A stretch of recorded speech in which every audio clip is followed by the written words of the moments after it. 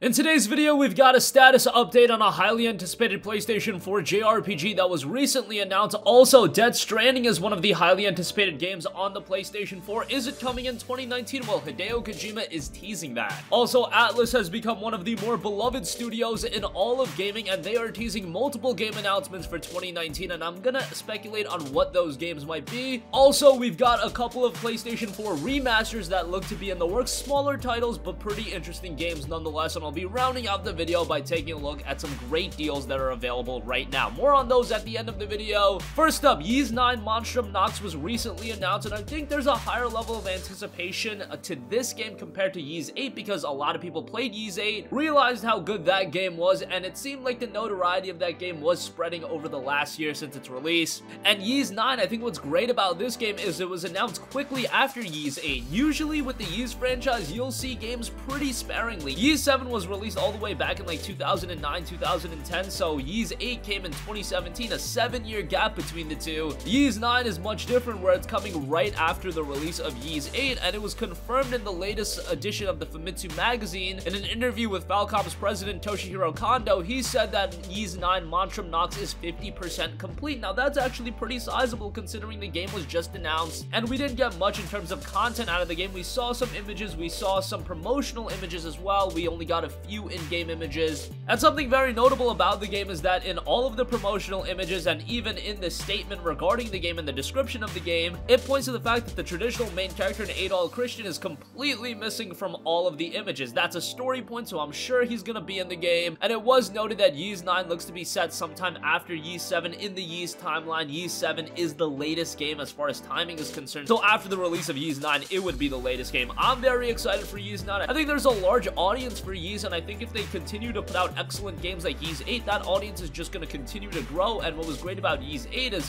while traditionally Ys has been a PlayStation property, Ys 8 got even more attention because it was released on the Nintendo Switch. It did come out on PC, even though it was a busted PC port, but still, the Ys franchise is being opened up to a lot more gamers, so that is pretty exciting. And Ys 9 being 50% complete, I would think that points towards a 2019 release, at the very least a 2019 release in Japan, and then I would imagine it would come stateside in 2020. Moving on from that, an upcoming PlayStation 4 exclusive that so many people are excited for is Death Stranding. We're still waiting on some official word on when that game is going to be coming, but Hideo Kojima, the mastermind behind the game, is teasing that it'll be coming in 2019. Also coming from the Famitsu magazine, Kojima made a very brief statement saying, quote, "Is 2019 the year of the whale? Question mark. Please look forward to Death Stranding." Wanted to add that question mark because Kojima is always the guy to be asking questions and making things very mysterious. I think if he is specifically saying the year 2019, then the game is currently scheduled for a release in 2019, but scheduling and actually coming out in a given release window, those are of course two very, very different things. We've seen Metal Gear titles in the past be delayed, and Kojima is someone that really strives for perfection. If he even notices the minute of imperfections, of course, he'll go back. He'll take more time even if the game is already at a really good state, and he will push that release date back, or at least work with Sony to push it back. Honestly, I know there's a large majority of you guys that are excited for Death Stranding, but I actually feel like my anticipation and excitement level for the game has been dissipating comparatively speaking to when the game was originally announced. I feel like we're seeing nothing of substance, we're not hearing anything about an official release window, and we really don't know what the game is. I know there are a lot of people that are breaking down every nook and cranny of the trailers. There are so many other games to be played, and instead of actually breaking down trailers, I'd rather be playing games that are playable right now. So when Death Stranding comes, of course I'm going to check it out, but at this point, let's hear something concrete. Let's see something actually related to the gameplay of the game, because right now it still seems to be like a considerable mystery. Moving on from that, after the release of Persona 5, I think Atlus has been recognized as one of the best studios in all of gaming. They've been one of the best studios in all of gaming for a very long time. They put out some very quirky titles, but also in the Famitsu magazine, they showcased an image teasing a lot of games for 2019. I'm not going to break down every game, but some titles I do expect to see in 2019, and some titles that have been teased. Of course, Persona 5 Complete, that's something I think is a foregone conclusion, especially because we saw Persona 3 and Persona 4 get extended versions with Persona 3 FES and Persona 4 Golden.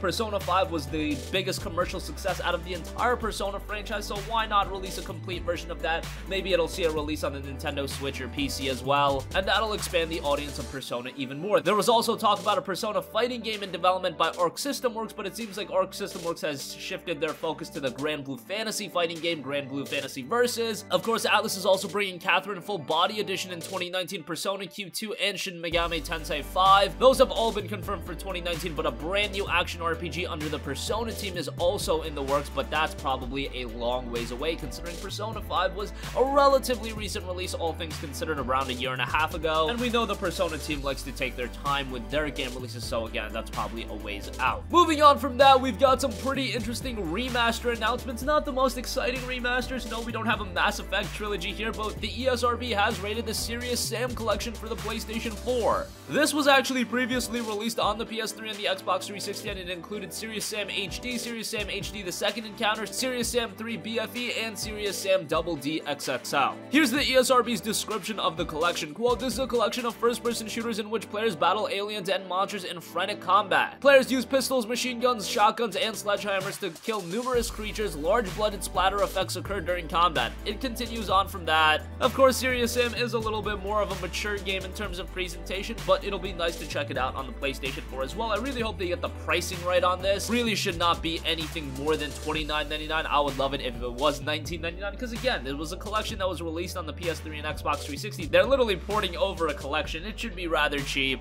and if it's not, if we get hit with something like $59.99 like Batman Return to Arkham, I'm sure you guys are gonna hear me bug out in a video. Moving on from that, another remaster that's being teased is Sniper Elite V2 Remastered, as it's appeared on an Australian classification board. Again, usually these boards are on point. I think this is kind of a random remaster. Sniper Elite V3 and V4 were released on the PlayStation 4. They got an okay reception. I thought V4 was a very good game. So V2 coming to the PS4, I'm sure a small pocket of gamers will check it out, but I don't see it resonating all too much, and I do imagine that this would be a digital-only release. And again, this one, they really gotta get the pricing right. Anything more than $19.99, maybe $29.99, but anything more than that would be way too much at this point. You can find Sniper Elite V3 and V4 on sale considerably cheaper, and V2, objectively speaking, is a weaker game than V3 and V4, so it should be priced accordingly. Lastly, I want to go over some great game deals that are available right now. Burnout Paradise Remastered goes on sale all the time now. You guys remember back in March that I was really complaining about the pricing of this game being $39.99. It's a decade-old game. I was hoping that it would be $19.99 by fall time, but hey, it's down to $9.99 right now for a physical copy at Best Buy. That's a great deal.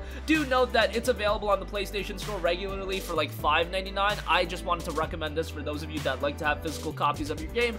$9.99 for Burnout Paradise Remastered is of course very good. A little bit dated of an experience as far as open world racing games go. I look at a game like Forza Horizon, and obviously that game is far better than Burnout Paradise, but that's also a game not available on the PlayStation 4, so Burnout Paradise Remastered is your best option. In terms of an open world arcade racer, it just has some dated elements. Like if you play through a race and you don't do as well as you wanted to, there's no way to restart. You actually have to go back to the point on the map and then restart the race that way. If you fail again, you gotta go back again, so that's a little bit annoying. With Forza Horizon, they just let you restart. So dated elements like that are in there, but overall a very fun arcade racer that I would highly recommend. The Remastered Edition also has a ton of additional content that was released as DLC, so overall a good buy at $9.99. Also, Assassin's Creed Odyssey is available at Best Buy for the same price that it is at the PlayStation Store. It's $29.99. Great buy for Assassin's Creed Odyssey. I feel like this game is considerably better than Assassin's Creed Origins right from the get-go. Visually, it looks spectacular. The world is enormous and it's gorgeous, and there's a ton of content to delve yourself into. As far as open world games go, honestly, you can make an argument that this is the second best open world game of the year, right behind Red Dead Redemption 2. I think